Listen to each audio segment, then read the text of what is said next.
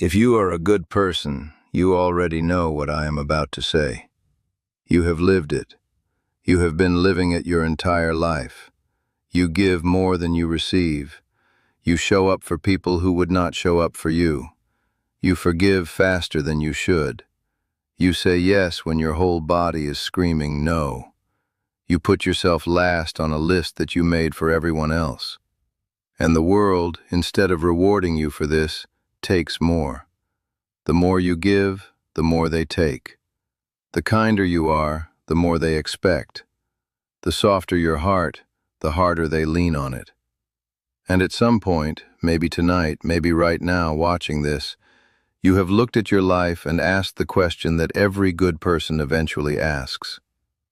Why do I keep getting used? Why do the people I love the most take the most from me? Why does my kindness feel like a curse instead of a gift? Why do the selfish people seem to have an easier life, while I, who have done everything right, who have given everything I had, sit here exhausted and empty and wondering what I did wrong?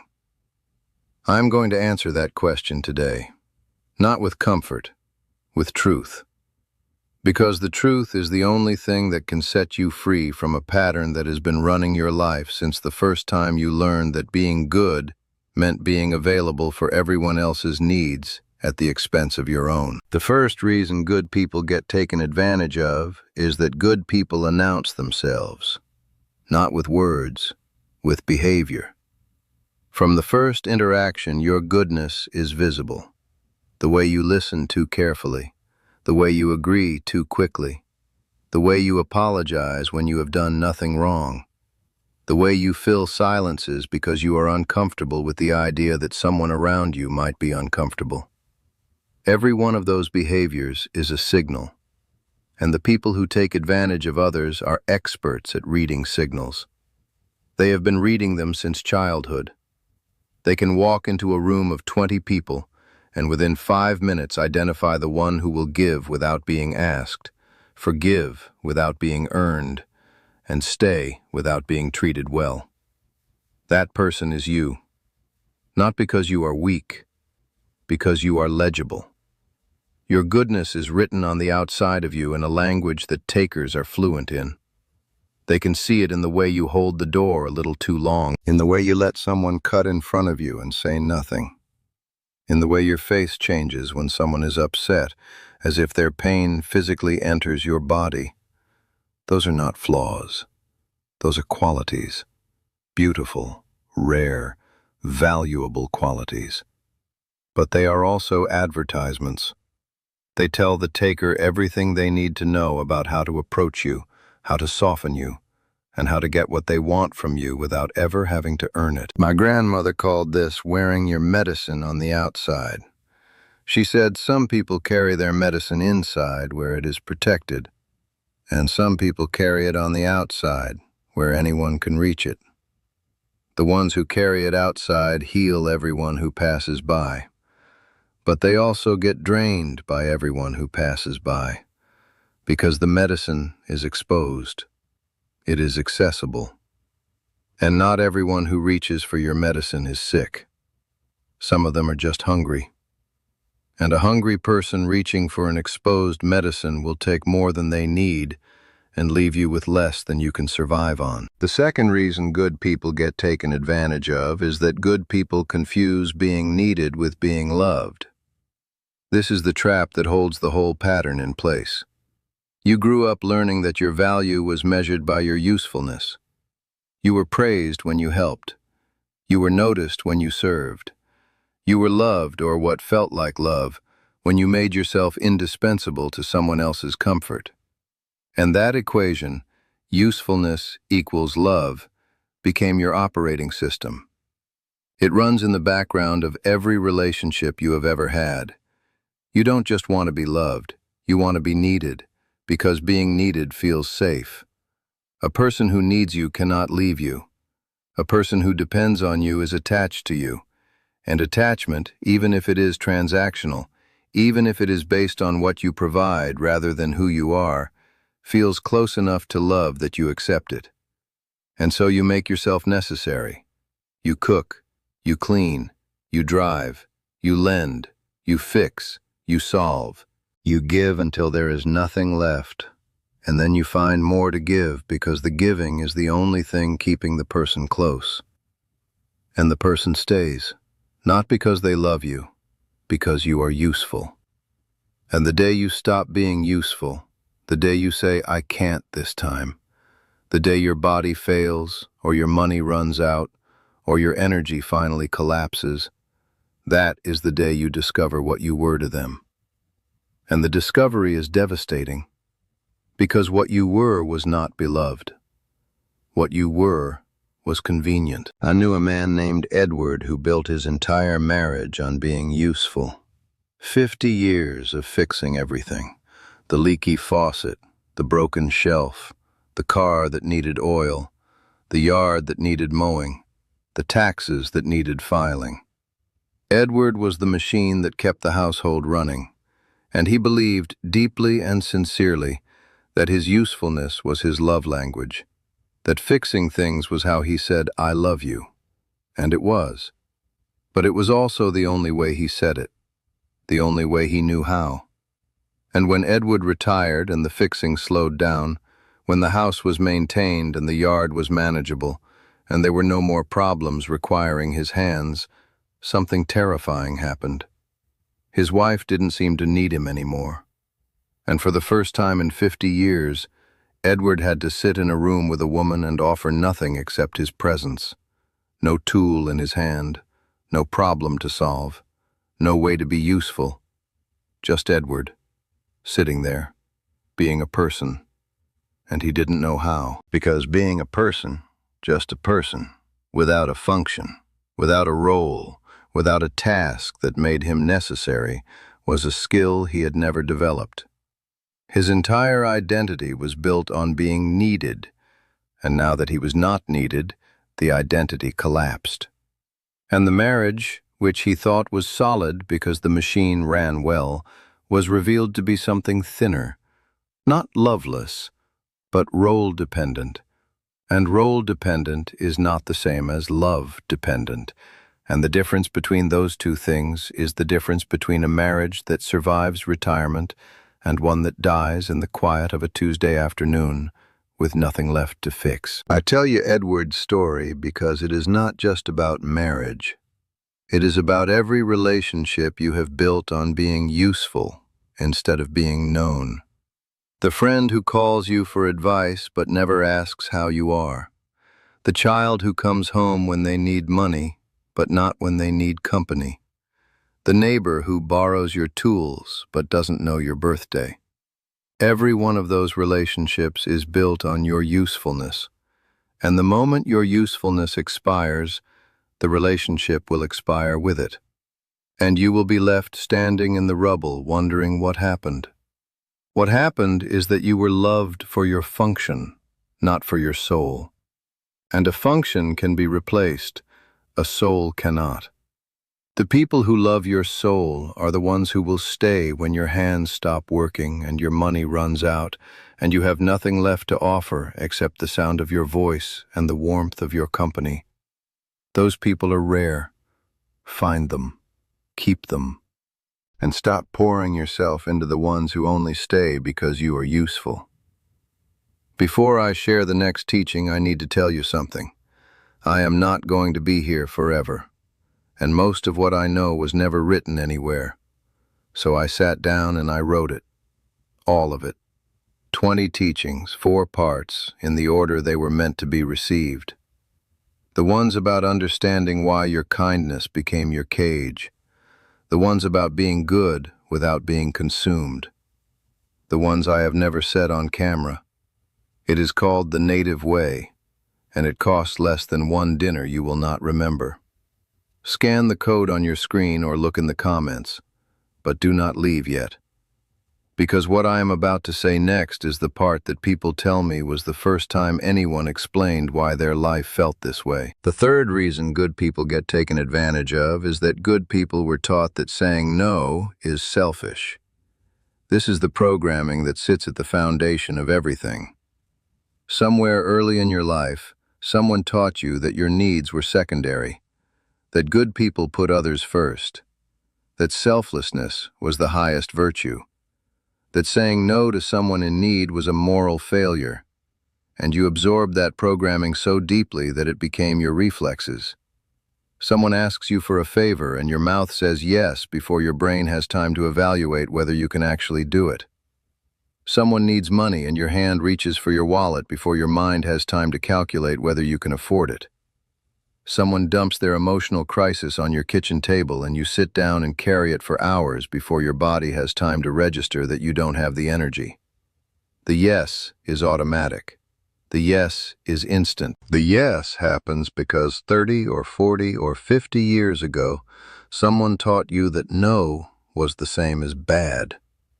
And you have been saying yes to avoid being bad ever since, even when the yes is destroying you, even when the yes is costing you sleep and health and peace and money and time you will never get back.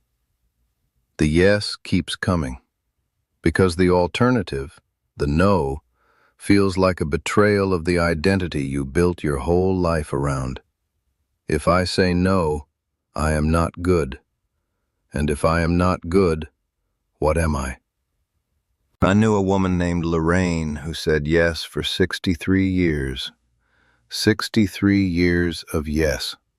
To her parents, to her husband, to her children, to her neighbors, to her church, to strangers who asked for directions and ended up in her car being driven to their destination because Lorraine could not bring herself to just point. She said yes until her body gave out.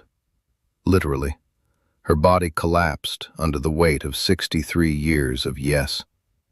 And when she was in the hospital, do you know what happened? The people she had been saying yes to her entire life sent cards. Cards. 63 years of cooking and driving and lending and fixing and solving and showing up and sacrificing. And the return on that investment was a stack of cards on a hospital table. And Lorraine looked at those cards, and she told me something I will never forget. She said, I gave them everything, and they gave me paper. That sentence is the entire pattern in 7 words. I gave them everything, and they gave me paper. That is what happens to the person who never learns to say no. They give their body, their time, their money, their peace, their years, and they receive paper, a card, a text, a thank you that lasts a day. That is the exchange rate, and it is criminal, and it is only possible because Lorraine kept saying yes. The 4th reason good people get taken advantage of is that good people give second chances to people who haven't earned a first one. You believe in redemption. You believe people can change. You believe that the person who hurt you last time will be different this time because they said sorry, and sorry should mean something. And it should. But sorry only means something when behavior changes. And you have been accepting sorries that come without change for your entire life. The same person apologizes for the same thing for the 10th time, and you forgive them for the 10th time, and they do the same thing for the 11th time. And you are shocked, again, because you believed the sorry, again, and the sorry was not a change. It was a reset button, a button the taker has learned to press whenever they need to clear the screen and start the cycle over. Sorry, reset, take. Sorry, reset, take. The cycle runs forever because you keep accepting the reset. A good person sees the sorry and thinks they changed. A wise person sees the sorry and thinks, let me watch what they do next. The good person listens to words. The wise person watches behavior. And the distance between good and wise, between hearing the sorry and watching the follow-through, is the distance between being taken advantage of and being respected. I want to share a specific example because it will make this concrete.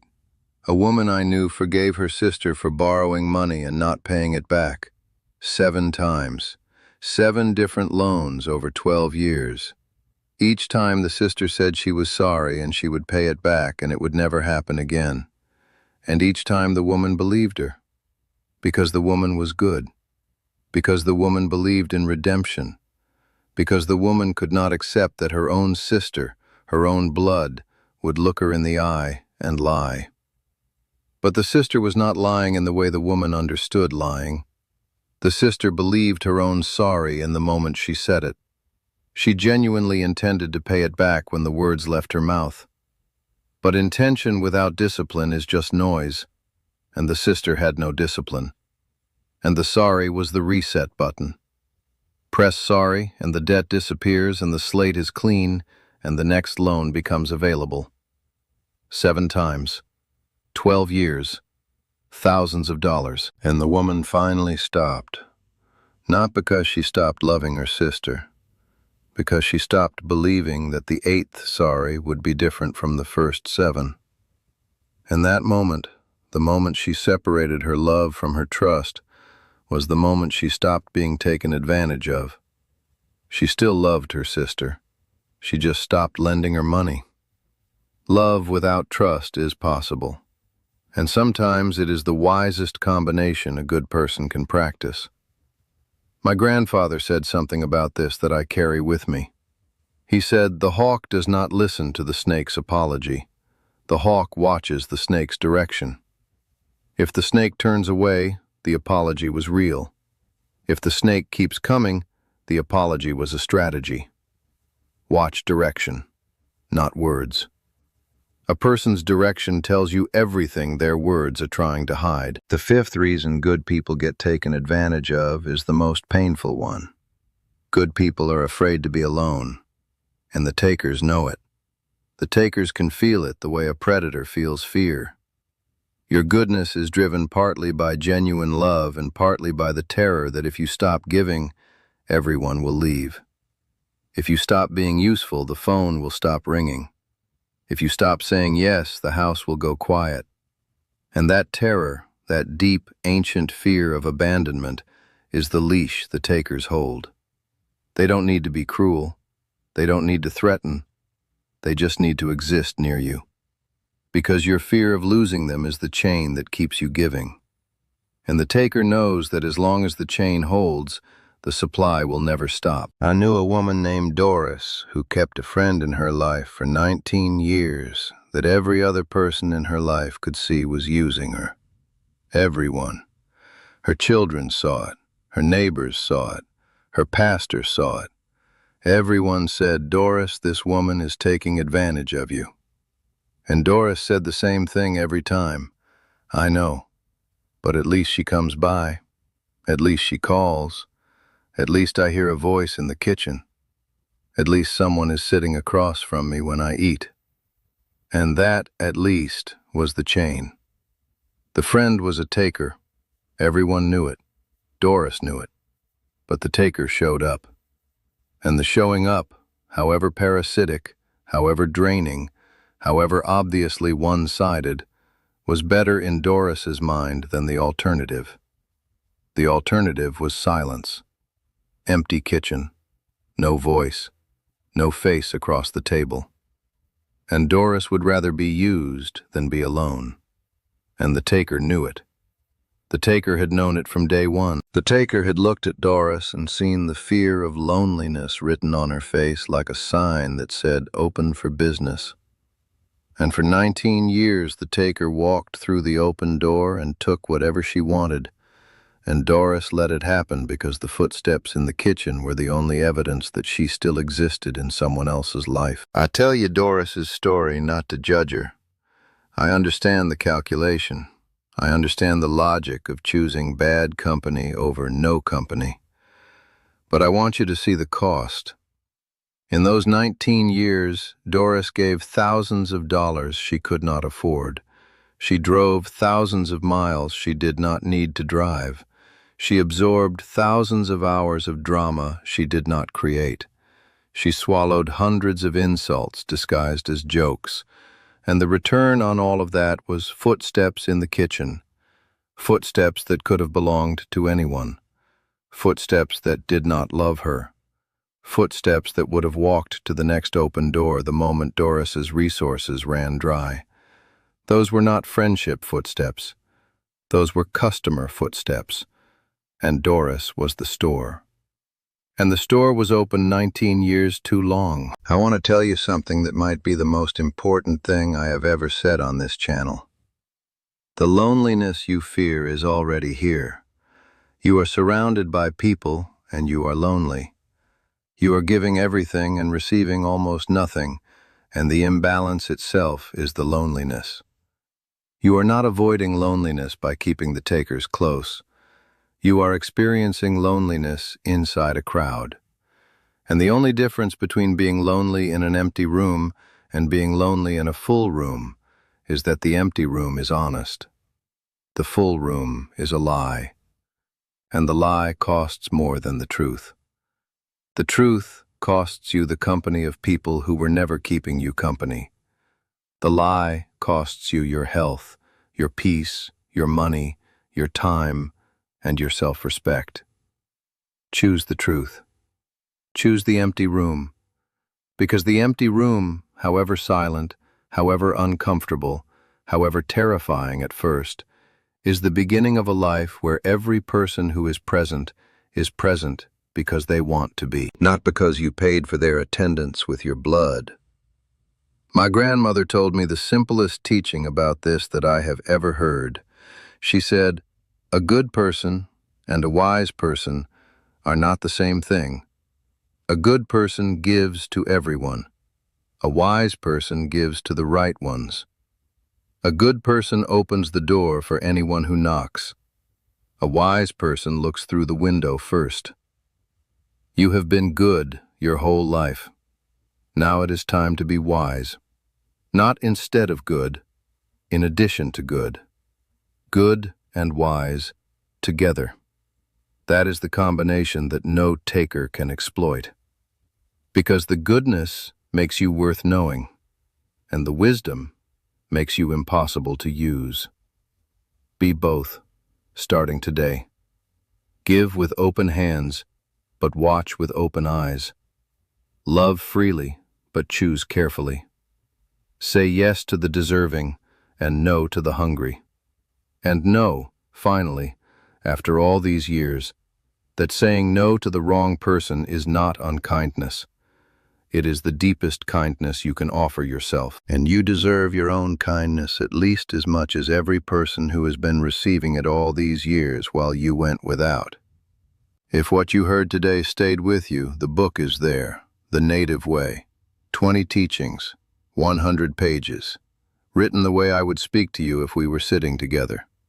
Scan the QR code on the screen with your phone or find the link in the comments. Read one chapter. Sit with it. Now I want to hear from you. Tell me in the comments, what was the moment you realized your kindness was being used? I read every comment. And if this is the kind of conversation you have been looking for, subscribe to this channel. We are not collecting viewers here. We are collecting people who remember. Come back next week. I am not done teaching yet.